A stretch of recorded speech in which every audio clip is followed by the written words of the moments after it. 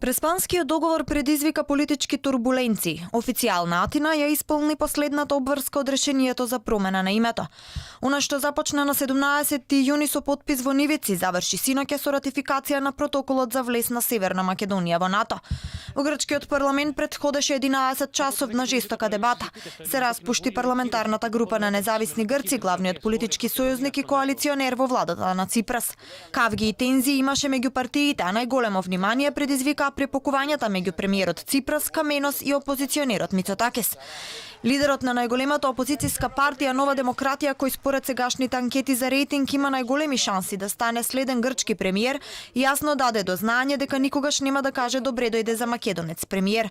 Ја повтори и својата позиција дека ќе го користи правото на вето за европска перспектива на Северна Македонија. Να καλωσορίσει το μακεδονικό στρατό στην Ελλάδα. 140 години Грција никогаш не дозволи некој трет да го монополизира терминот Македонија. Јас никогаш нема да кажам добре дојде за македонецот премиер на земјата. Очекувам вие да го кажете тоа, господине Ципрас. И очекувам господинот Апостолакис да посака добре дојде во Грција на македонската војска која ќе имаат заеднички вежби со грчката војска. Ова го имате потпишано. Преспанскиот договор нудел две опции, одговори Ципрас и кажа дека во иднина ќе го поздравувал Заев или било кој друг премиер како Славо Македонец. Јас ќе го поздравувам како Славо македонски премиер или премиер на Северна Македонија. Можам да ги користам и двата според Преспанскиот договор. Би сакал уште еднаш од тука да посакам добре дојде на Северна Македонија, пријателска земја која треба да биде поддршка, а не противник во нашите напори за безбедност, стабилност и соработка во поширокиот регион. Обвинување и остри критики имаше и меѓу досегашните коалиционери кои пред скоро 4 години со заеднички сили ги добија изборите во Грција.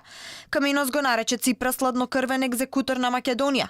Од собраниската говорница порача дека неговата партија ќе остане без пратеничка група и дека синоќа говорел последен пат како председател.